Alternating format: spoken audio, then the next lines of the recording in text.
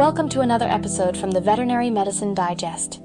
Today we are descending into the dark, complex, and often misunderstood world of feline neurology, specifically looking at a case that challenges everything we think we know about emergency stabilization and diagnostic limitations.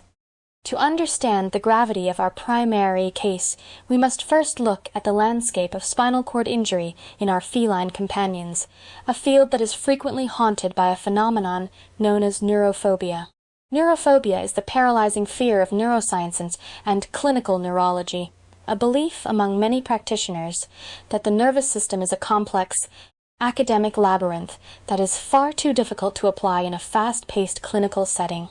This fear results in decreased confidence and often leads to what we might call a paralysis of thinking when an injured cat is presented on the emergency table. When a cat arrives with an acute spinal condition, it is a true emergency that has the potential to cause devastating spinal cord injury and permanent neurological deficits. These injuries are generally divided into two categories, which are exogenous spinal cord injury, such as vertebral fractures and luxations, and endogenous injury, such as intervertebral disc extrusion or ischemic myelopathy. The majority of these feline patients do not just have a spinal problem. They have concurrent injuries that can mask the underlying neurological disaster. The clinician must be a detective, performing a thorough physical examination to prioritize and stabilize life-threatening problems before even glancing at the neurological status. It is a high-stakes game where road traffic accidents and falls from great heights are the most common culprits, representing a significant percentage of spinal cord diseases in the feline population. The tragedy of the situation is that many of these cats are never even referred for specialist care because of a perceived poor outcome or extreme financial constraints. In a retrospective study of vertebral fractures, nearly 64% of cases were recorded as being at a grade 0 on the modified Frankel scale, meaning they suffered from paraplegia with a total absence of deep nociception. This loss of deep pain sensation is considered the most critical prognostic factor in neurology, and its absence often leads to the immediate consideration of euthanasia.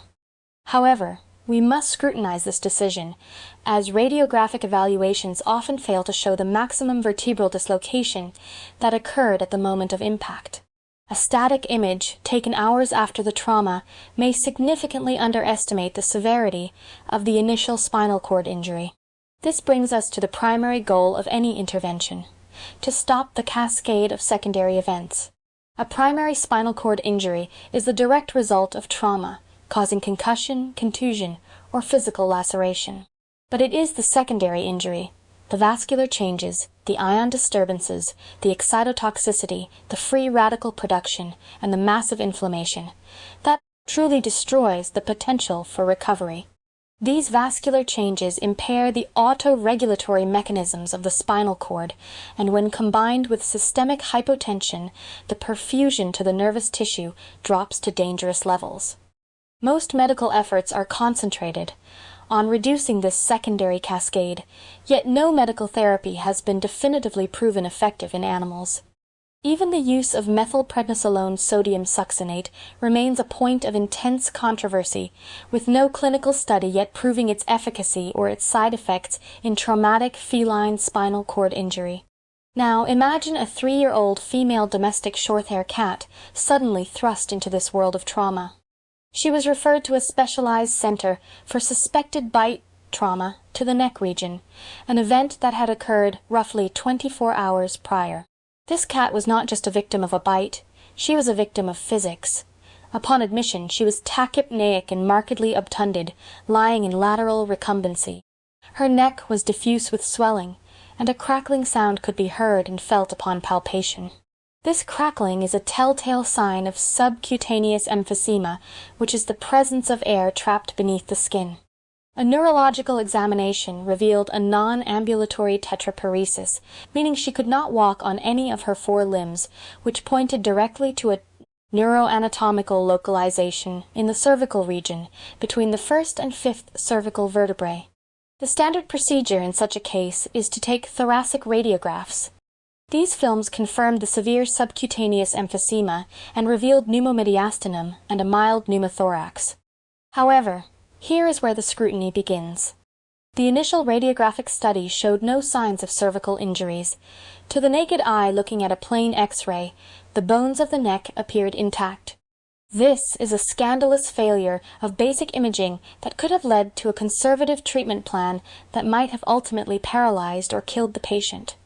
It is a well-known limitation that radiology has only moderate sensitivity for diagnosing vertebral luxations and fractures, yet it remains the first line of defense in many clinics.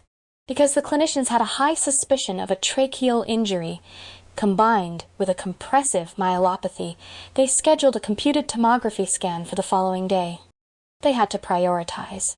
Establishing a prioritization protocol in patients with multiple concurrent injuries is one of the most challenging aspects of veterinary medicine. The cat was kept in the intensive care unit under strict monitoring with fluid therapy, methadone for pain, and ampicillin sulbactam for potential infection. The next day, the computed tomography scan revealed the truth that the radiographs could not see. There was a dorsal parietal deformation of the cervical trachea, but more importantly, there was an incomplete fracture line of the caudal margin of the fourth cervical vertebral arch. A caudal bone fragment, only 2 millimeters long and 5 millimeters wide, had been dislocated into the vertebral canal. This tiny shard of bone was narrowing the dorsiventral diameter of the canal and compressing the spinal cord.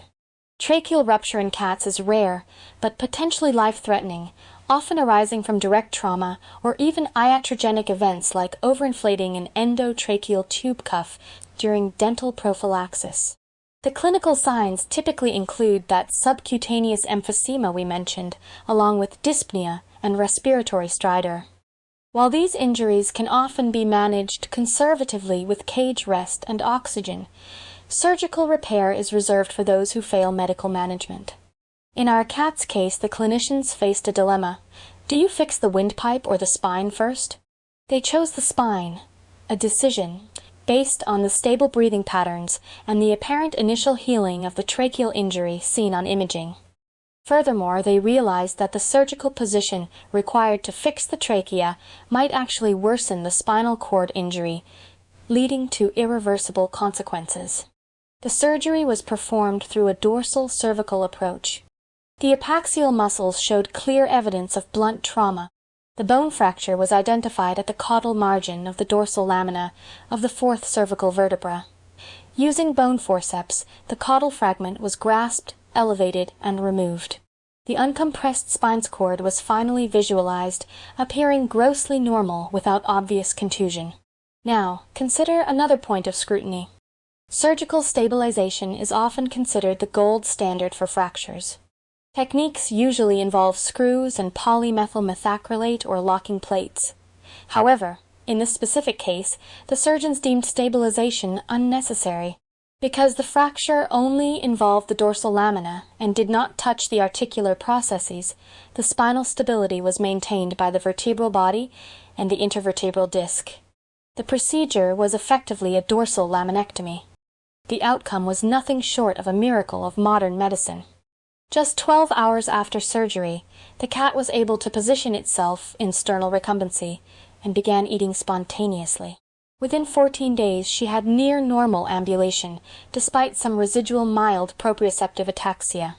3 months later she had regained a completely normal gait and returned to her normal lifestyle. This case serves as a powerful reminder that surgical intervention should always be considered for compressive cervical fractures to prevent secondary deterioration. But we must look beyond this one success story to the broader challenges of feline spinal trauma. In a retrospective study of 36 cats, it was found that the thoracic and lumbar regions, between the third thoracic and third lumbar vertebrae, were the most frequently affected, accounting for over 72% of injuries. Cervical fractures, like the one in our case, occurred in only about 2.8% of the study population.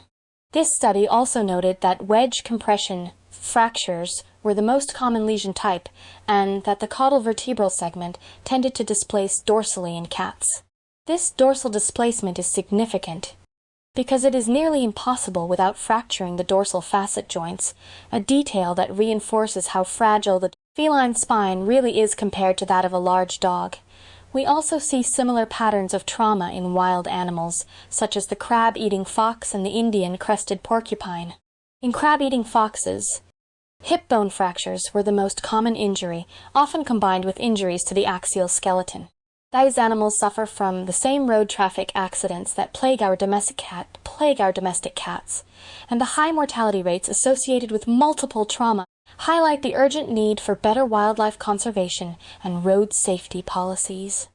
In the case of an Indian crested porcupine, a spinal epidural empyema was found secondary to bite wounds, leading to paraplegia.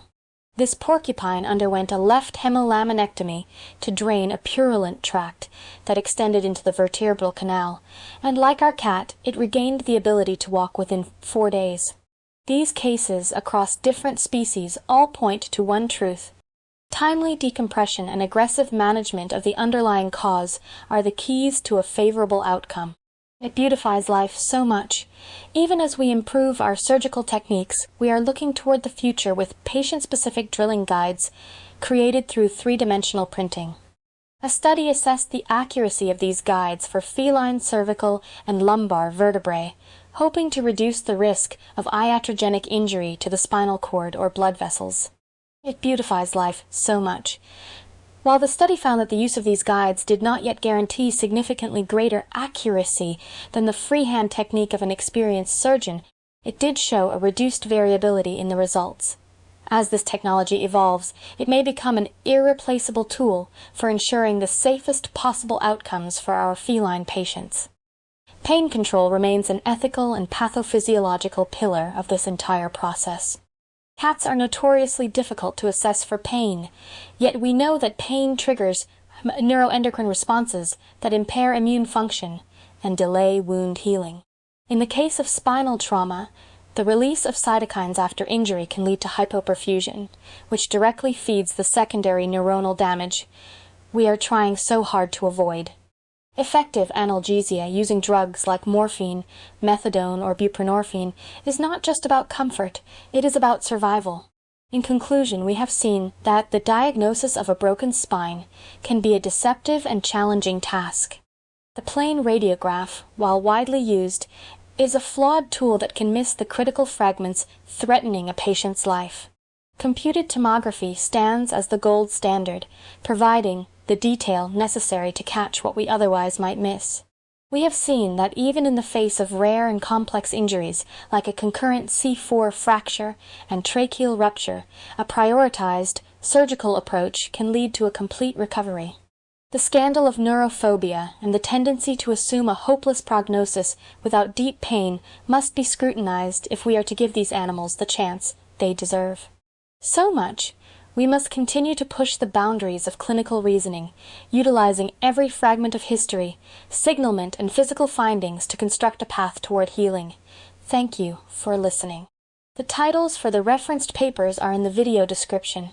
From VetMed Digest, where we keep minds inspired, hearts light, and tails wagging,